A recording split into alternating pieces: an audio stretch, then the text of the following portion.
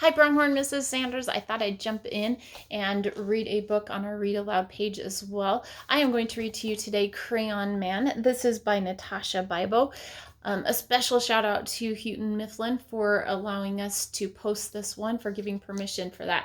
So here's the Crayon Man. This is the true story of the invention of the Crayola crayon. Once, there was a man who saw color everywhere. He noticed the yellow-orange petals of a black-eyed Susan's in his garden. He marveled at the rich scarlet-red tones of the cardinal's feathers. He admired the deep blue-greens of the waves in the sea. Color made him really, really happy. But all day long at work, all he saw was black. Black dust, black tar, black smoke, black ink, black dye, black shoe polish. His company sold carbon black, a new kind of pigment or colored substance made from the soot of burning oil and natural gas. People used it in printing inks, electric street lamps, and stove and shoe polish. It also made rubber car tires last much longer.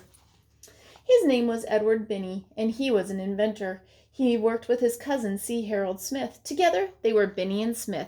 Harold was a great salesman. He loved to travel the world. Edwin was curious. He had a knack for listening and making what people needed. Edwin invented a new kind of inexpensive slate pencil that wrote very smoothly. It was gray. Children loved it.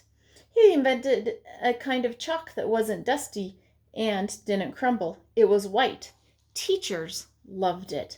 He invented a wax crayon that would write on wood and paper packaging. It was really, really black. People loved it. So when everyone, including Edwin's wife Alice, told him that children needed better, cheaper crayons, he listened. They said, "The crayons we have are big, dull, and clumsy. The lumps of colored clay only make fat, clunky lines. And the artist crayons from Europe are far too expensive. They crumble and break easily. Some are even poisonous."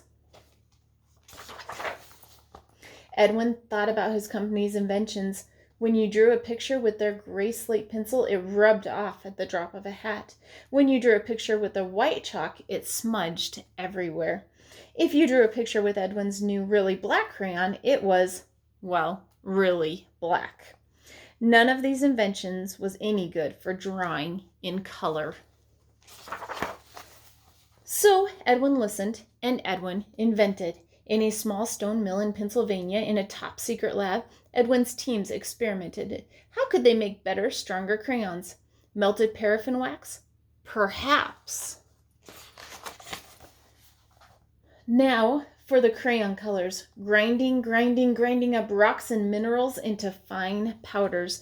Mixing slate for gray, earth for yellow, red, and brown? Perhaps. Oh yes, and lapis for blue. Pounding, sifting, and heating the colored powders. Would they be bright enough? Edwin's team kept on trying. They kept on experimenting. They came home covered in color. They experimented some more and discovered a pinch of this pigment, a splash of that one, a little hotter, a little cooler, and viola, lots of different shades. Now there were greens, oranges, violets, and pinks too. Edwin came home covered in color.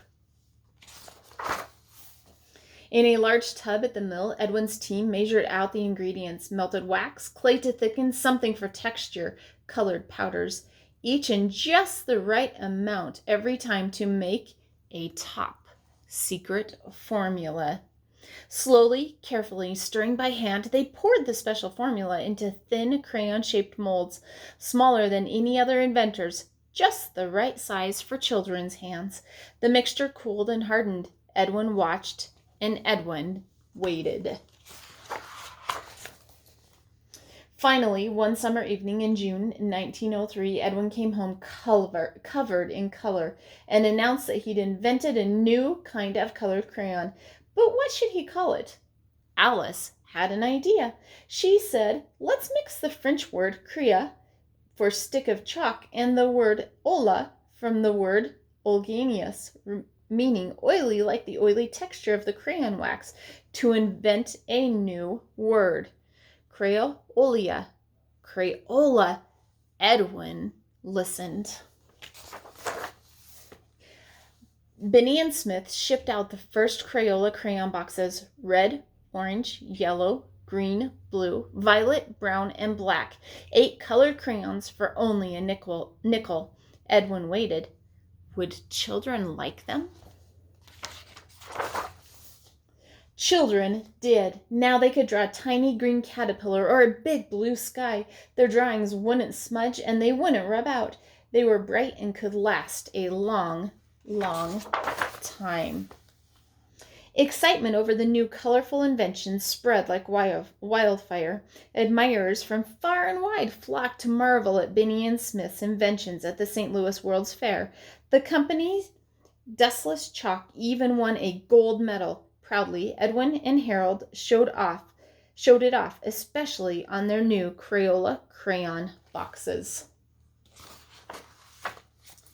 Every day, Edwin bought colorful bouquets from his garden to inspire the Crayola team. They made crayons in even more different shades and later asked children to help name some of them.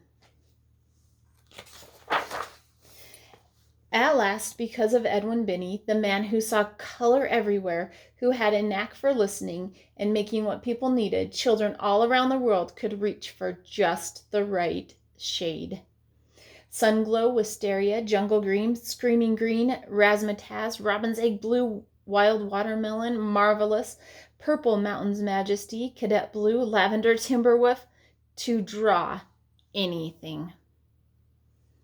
Keep reading, Pronghorn.